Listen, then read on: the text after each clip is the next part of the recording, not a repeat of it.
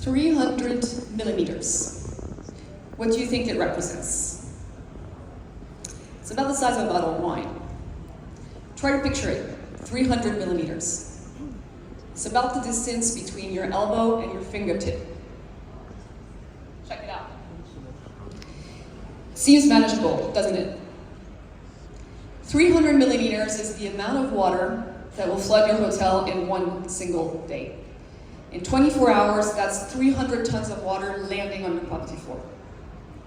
That's what happened in Hat Yai in November. The aftermath, 162 deaths, 4.3 billion in damages, 8,000 tourists stranded, every hotel in Hat Yai closed, and some still recovering. Now, according to authorities, this was a once in 300-year rainfall event. Except in 2024, Chiang Mai was hit by once-in-decade rainfall events twice in 10 days. Let's have a look at what 300 millimeters of water looks like. At 100 millimeter, the streets start to flood. You have water that can go up to your ankles, and it's labeled as heavy rain event. As 200 millimeters, you have major flooding. Water can go up to your knees, and it's labeled as a severe weather event. At 300 millimeters, that's catastrophic flooding. You can have water up to your waist, and the entire city is underwater. So what does it mean for your property? Last year, you maybe experienced 1 to 2 major floods and caused operational disruptions about 8 weeks. Painful, but manageable. You recovered. 2030, you now have 4 floods per week. That's 20 weeks of disruptions in your operations, or 38% of your operating income. Your insurance is now off the roof or canceled entirely, and you can't refinance. 2040, your riverside restaurant, grounds quarterly. Your ground floor permanently vulnerable. Your insurance, none available. The bank, they own it now. Let me show you what is happening across every major tourism destination in Thailand. Because whether your hotel is on the beach, by the river, or in a city center, you have a flood timeline. The real question is, do you know what yours is? Bangkok hasn't flooded like 2011 because the government is spending millions on pumps. These pumps are actually now running at maximum capacity. What happens when maximum isn't enough? If you're a riverside hotel in Chiang Mai, here's your new math. 2 to 3 floods per year. Recovery time, every time about 2 months of disrupted operations. At what point does the business model break? If you're a beachfront hotel in Phuket, you're now planning maybe for 2 to 3 floods per year. Each disrupts operations from hours to days. Roads are blocked, tours are canceled, and guests cannot reach your hotel without having to walk into that murky brown water. We've all experienced this. This is not catastrophic, but it's constant. Can you survive constant interruptions? Here's a few numbers that I would like to share with you. Asia has the biggest disaster protection gap in the world, averaging 92%. What does 92% mean? It means that when a disaster strikes, only 8 cents out of every dollar gets covered by insurance. The other 92 cents, they come straight out of your pocket. The second number that I want to share with you is brought by Swiss Re, who's a major insurance company.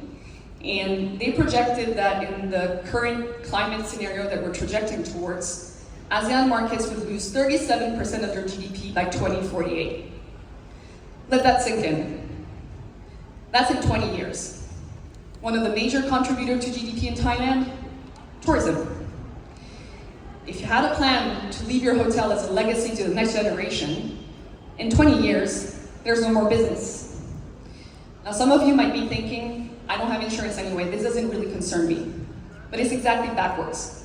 Here's why. If you're self-insured, and most Thai hotel and operators are, you're not avoiding the insurance problem. You're becoming the insurance company.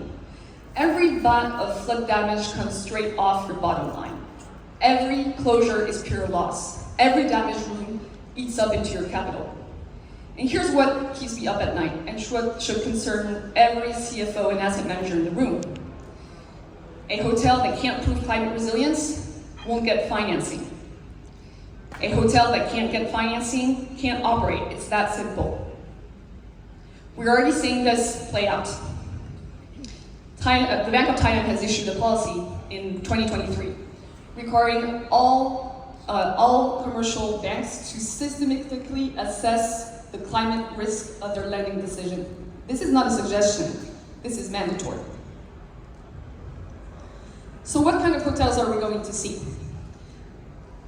Let's take a time frame of maybe 2030, 2035. We now have 3 to 4 major floods per year. The first one is the obsolete. In this situation, no investment has been made at all, not one baht. The damages are compounding and you have closures or operations that are disrupted about 40% of the year. Status, you're closed by 2030, bankrupt or bank owed.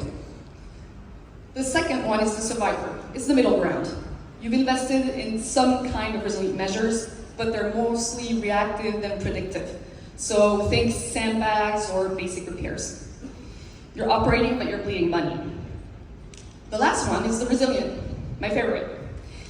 In this case, you've actually invested in comprehensive resilience measures, and I'm going to tell you a bit what they can be in a minute. You've invested maybe 10% of your property value in resilience. You still have disrupted operations, but you're counting in days, when your competitors are counting in weeks. Your positioning is now a premium market leader. You're climate resilient, certified, flood resistant, certified, and you're eating up the share of the obsolete and survivor hotels that can't operate profitably anymore. So what does resilience look like in practice? It can be divided in 3 parts: structural, operational, and financial. The structural resilience is really more about design or retrofits, how it's actually embedded into your hotel. And one of the most important things to do is to make sure that you elevate any critical infrastructure. So think electrical rooms, NP rooms, data centers, all above a 100-year plan projection for floods. The second one is operational resilience. And what we're really speaking here about is energy, water, and supply chain security and independence. If you think about energy, the idea here is you don't want to have one single source of energy. We have all experienced power cuts in some areas more than others in Thailand. So think, for instance, of having rooftop solar with batteries. Batteries are not what they used to be. They actually make a lot of better business sense today. And the last one is financial resilience. If you're considering insurance or not, or if you have one, there's some models that are existing now which are called parametric insurance. And basically what they do is, instead of assessing damages, they actually pay according to water level or rainfall events.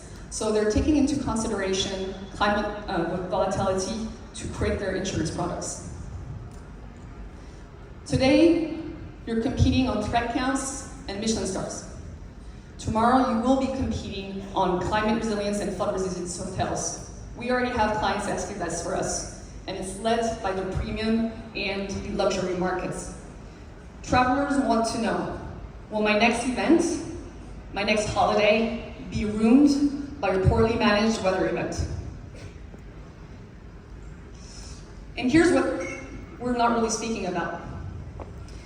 Malaysia is investing $3.5 billion in flood mitigation programs, and it has updated their building codes to actually reflect this since 2023.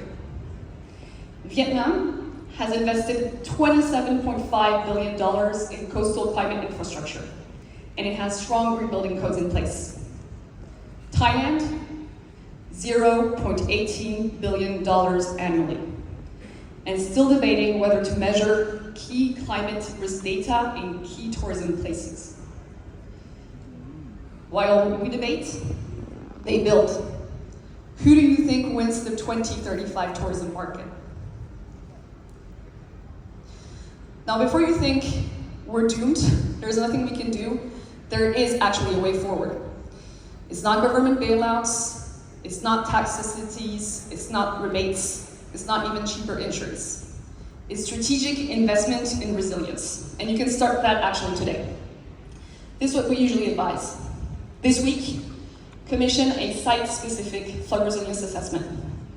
What you'll learn: historical data on flood frequency, timeline projections, resilience measures, and the return on investment. With months, map out your property at actual flood rates in 5, 10, 15 years. Actually map it, mark on a plan where the water will be. Which room gets flooded first? Which infrastructure gets damaged first? Calculate operational enclosures in 5, 10, 15 years. This quarter, review your insurance policy. Actually read it. Look at the exclusions and the conditions. And if you don't have one, start to budget for climate adaptation costs, because you will have damage. This year, price resilience against property value. Investing 50 million to protect a 500 million baht investment is cheap insurance compared to losing everything. Long term, either commit to resilience or exit while your property still has value. You have about a 5 to 7 year window where you can actually sell to someone who doesn't understand the math. After that, everyone will, and by then, it will be too late.